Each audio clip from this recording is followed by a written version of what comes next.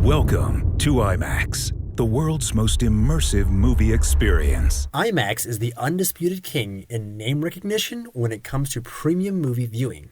And get ready to enjoy an unparalleled movie experience. The company set the gold standard in image size and sound with their theaters. Imagine seeing it in IMAX. I think it would be breathtaking. But a lot of you already knew that and are wondering if the quality is going to match the price of admission. In this video, I've got exclusive answers to your questions from IMAX themselves to help you decide if an IMAX ticket is worth paying for.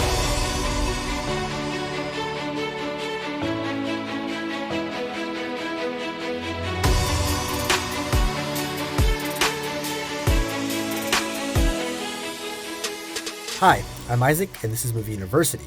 Please hit the subscribe button below. Why not? You're already here. This video is an update to one I did in 2017. I reached out to IMAX and they were helpful in some of the answers they gave me for this video. While I learned some new things about IMAX, my stance on the format is largely unchanged from my previous video.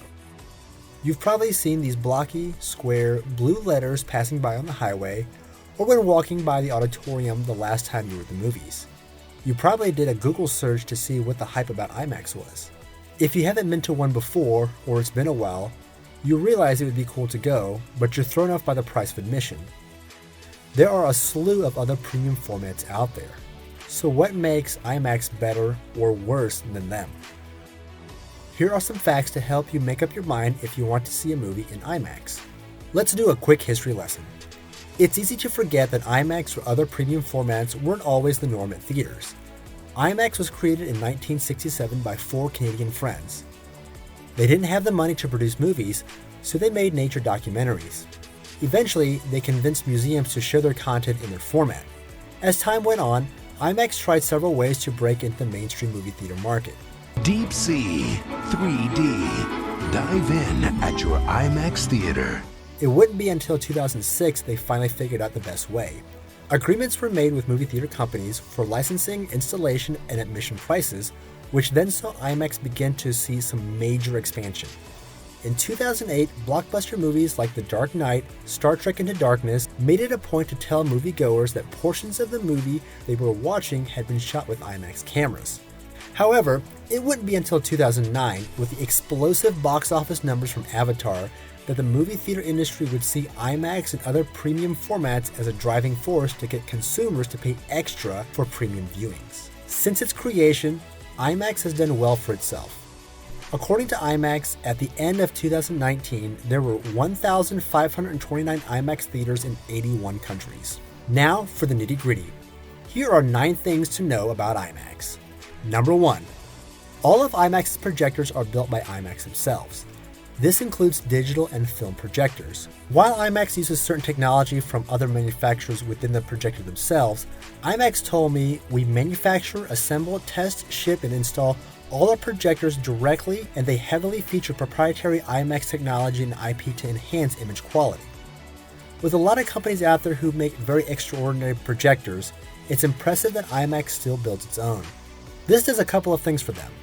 First, IMAX can get the exact specifications they want instead of having to rely on an outside agency to make it for them. Secondly, it ensures a level of quality control not just for the company, but also for the consumer. When you watch a movie in IMAX, this is the way the company wants you to see it, and consequently, how some movie directors want you to see it. Nothing has been changed, degraded, or manipulated to get it to fit a certain way on screen. The last part being important because some directors like Christopher Nolan, J.J. Abrams, James Cameron, and Michael Bay are very particular with shooting with IMAX cameras and work hand in hand with the company to reproduce their vision on screen. When asked, IMAX did not provide me with contrast ratios, brightness abilities, or the amount of colors their projectors can display. Number 2. Screen ratios. IMAX is unique in that its iconic 70mm film format shows images in the blocky 1:43:1 ratio. In my video on the history of home media, I explain why the old style of square video came and went. A link to that video is in the description below. Needless to say, the sensors in IMAX cameras are formatted differently than traditional cameras. Yes, you could zoom in or out, or put black bars on the sides or top and bottom to make an image look a certain way, But having a bigger sensor allows you to capture more detail at the desired distance without having to manipulate an image in a particular way, which can make you lose detail or change how the image is taken in by the audience. IMAX newest projectors, IMAX with laser, are capable of showing images in the 1:43:1 square ratio. In a non-IMAX theater, these IMAX shot sequences will have their images chopped off at the top and bottom. Number 3. As you'd expect, IMAX is about the visual experience of a movie, hence the name Image Maximum. But you probably thought IMAX meant this. IMAX film captures at 18K, which is more than any digital camera can capture today to my knowledge. Now, just because the film can capture detail that high doesn't mean you're always going to see all of it on screen. Movies like Star Trek Into Darkness, The Dark Knight, Wonder Woman 1984, Interstellar, or No Time to Die have select scenes shot with IMAX film cameras. These film negatives are scanned into a computer at 8K resolution and then finished at around 4 to 6K. Even though the entertainment industry touts the 4K and now 8K banners heavily, a lot of movies are finished in 4K, with a surprising number still being finished in 2K even to this day. This can be due to a number of reasons. IMAX told me if the movie is shot digitally in 6K or 8K, it's also often challenging to finish visual effects in time at 4K due to budgetary and timing constraints. Regardless of what format you see a movie in, chances are the detail you're seeing at the theater and at home is significantly cut down from what's coming out of the camera. Even IMAX's new laser projectors only show detail up to 4K in the theater. Number 4. There is another trade-off with shooting an IMAX film. Because the cost of post-production effects at high quality can be expensive, IMAX's 70mm film is very pricey, both in terms of production and in the final product. IMAX cameras are heavy, loud, take extra time to reload film, and have limited mounting options on camera rigs. On our end of the movie spectrum, to show in theaters is pricey. A 2013 Harvard Business Review article stated the 70mm IMAX film prints were $30,000 for one movie and required a forklift to move the movie prints into the projection room. Lowering the price to show movies with the IMAX name was key to expanding the format in the last several years. Instead of $30,000 prints for IMAX film, IMAX digital movies cost around $150 to show in theaters and are a matter of plug and play for the staff. Like I said before, in the last few years, IMAX has done some team-up with movie directors to use IMAX digital films. IMAX has partnered with Arri to build custom cameras that are IMAX approved. While great, they're no substitute for the film versions. Because IMAX has such a draw with its name, some movie studios instead try to get an IMAX certification. Such is the case with Top Gun Maverick. Director Joseph Kosinski and his team put 6 Sony Venice cameras inside the cockpit of an FA-18 Hornet. Each camera records at 6K. The images for each individual camera are pulled together to create the 1:43:1 aspect ratio and quality. That means it achieves the aspect ratio and resolution and demands of IMAX's post-production facilities. Number 5. How big are IMAX screens? This is where things start to get really tricky. A real IMAX screen is going to be at least 75 feet tall, with the tallest IMAX screen ever made in Sydney, Australia at around 117 feet tall. Unfortunately, it's gone now. Other premium formats top out at around 50 feet, and this is where IMAX digital screens fit in as well. These are sometimes called LIMAX theaters because you're paying for the premium of the IMAX name, but not getting the same screen size as the older gigantic IMAX theaters. One thing IMAX does differently from its competitors at some locations is decrease the legroom in the theater, therefore bringing viewers closer to the screen, giving the illusion the screen is bigger. Number 6. As of January 8th, 2020, there are only 99 IMAX theaters in the world capable of showing their amazing 15 Perforations 70mm IMAX film. The 70mm describes the size of the film cell. To give you some context, a lot of older TV shows and movies were filmed with 35mm film. The 15 Perforations is unique to IMAX film. While some other companies can show 70mm film, to my knowledge, only IMAX shows movies in the 15 Perforations format.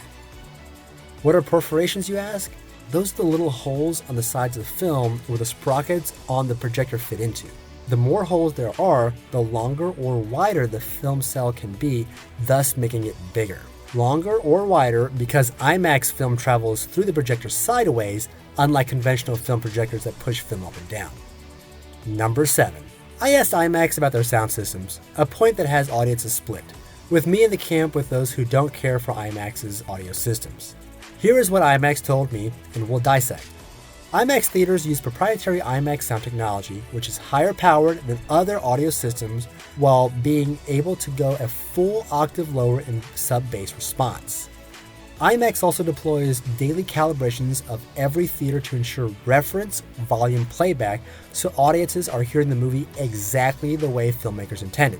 The IMAX 12.0 audio format includes 4 discrete overhead speakers and additional sound surrounds along with a high center channel. And with our large sound systems and speakers, IMAX can produce a bigger and better sound experience all around. There are several takeaways here besides the pop shot they just took at their competitor. Like their projectors, IMAX sound systems are custom built. That's great in terms of IMAX trying to pass on quality from filmmakers to audiences like ourselves. However, that last paragraph doesn't impress me. Lots of power to speakers is great. More power produces louder and clearer audio, but louder isn't always better. There is a tipping point when things are too loud. That's why hearing protection is a thing. IMAX exerts so much control over its systems that if you ask an attendant at the theater to turn the volume down a few decibels, and they do, the technicians at the IMAX Network Operations Center will be notified and they will return the audio to previous levels. For the foreseeable future, IMAX intends to stick with its 12-track mix for its movies and not converting to Auro 3D, Dolby Atmos, or DTS:X. The response I received from IMAX also took a pop shot at Dolby by saying, the IMAX sound format is also different than Dolby and features higher powered and cleaner amplification and a full octave lower sub-bass response. The filmmaker's audio team creates a special IMAX sound format mix to take advantage of our better sound systems, which are also calibrated every day to ensure they are playing back at reference volume intended by the filmmakers. Like I said, I don't equate louder with better. I can turn the volume up and down in my speaker system, and before long, it'll start to hurt my ears or distort the sound coming out of it. Discrete channel audio is a tried and proven form of surround sound, but today's sound formats like Dolby Atmos and DTS:X use object-based audio to replicate more lifelike audio when watching a movie. Number 8. While you may not notice it, another aspect that makes a good movie-going experience is the screen quality a movie is projected on and the sound insulation in the walls to prevent audio bleed-through. While some companies like Alamo Drafthouse were very open to me about how they ensure this type of fidelity, IMAX chooses to keep these details close to the chest and instead gave me this answer. All IMAX theaters are custom designed and built to optimize the viewing and audio experience using IMAX technology and also feature custom designed screens. While we cannot comment specifically on that proprietary design, it does involve the theater geometry and materials used, and we work with exhibitors when designing sound acoustics to ensure that our theaters meet IMAX standards. Number 9, and probably the biggest contention with me and some other movie buffs. Movies captured on digital and then shown through IMAX's digital projectors go through a process called a digital media remaster, or DMR for short. IMAX told me that movies with IMAX cameras undergo a process where the film is even further optimized and specially formatted for us from its inception to completion. And I'm talking about digitally here, not the film. Without giving me any details on how this works or what makes this better when I specifically asked, I'd have to say that this is just a marketing ploy to get you in their seats. What quote-unquote optimization are you talking about? Every theater chain out there calibrates their equipment to show movies as best as possible on their system, so what does IMAX do different? Lack of details here doesn't fill me with confidence on IMAX digital systems. Now, this is a lot of info, and I'll try to summarize. While I'm personally not a huge fan of IMAX because of how it's watered down its own brand with hundreds of LIMAX locations, there is no denying that IMAX has propelled premium movie viewing forward in a huge way since its inception, and the company has done some out-of-this-world work with filmmakers. Literally.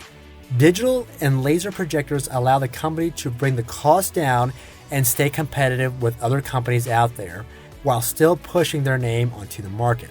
I don't like the fact that digital IMAX theaters are smaller than their older film ones, but I understand the need for cost-saving measures to stay competitive. IMAX knows it needs to stay competitive in the business of premium theaters because a lot of other companies are stepping up their game. Hence this couple of sentences in their 2019 SEC filing. How can you find a real IMAX theater near you? I asked IMAX, and apparently they don't keep a list on file that's readily available for the public, and instead want you to go to their website and plug in your location to see if the theater you're going to has one. I got a better way for you. Go to lfexaminer.com for a complete list of every IMAX theater in the world. The site will let you sort by country, state, format, and type. A link to the page is in the description below. Look for the 1570 designation, which will tell you if the theater can show movies in IMAX's 70mm film format. Now, the big answer. Should you go see a movie in IMAX, even if it's IMAX with laser? Like any good spokesperson would say, it all depends. If you see advertisements like this stating parts of the movie was shot with IMAX film, absolutely go see the movie at an IMAX location, any of them. That little extra bit of footage on screen might be worth it to you, especially if the price of seeing the movie in Regal RPX and IMAX with laser are the same.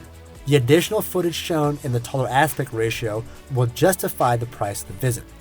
While film has seen a small resurgence in recent years, a large majority of movies and television shows use digital cameras.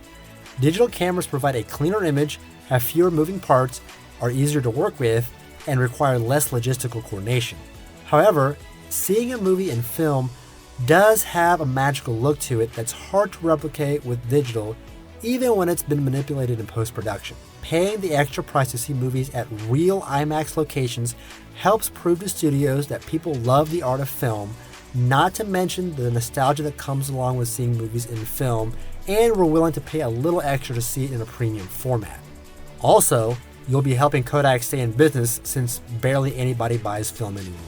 However, IMAX's lack of transparency in how their projectors compare to the competition, their older style discrete channel audio versus object-based audio, and overly loud systems and shift to smaller theater screens and sometimes old facilities doesn't jive with me.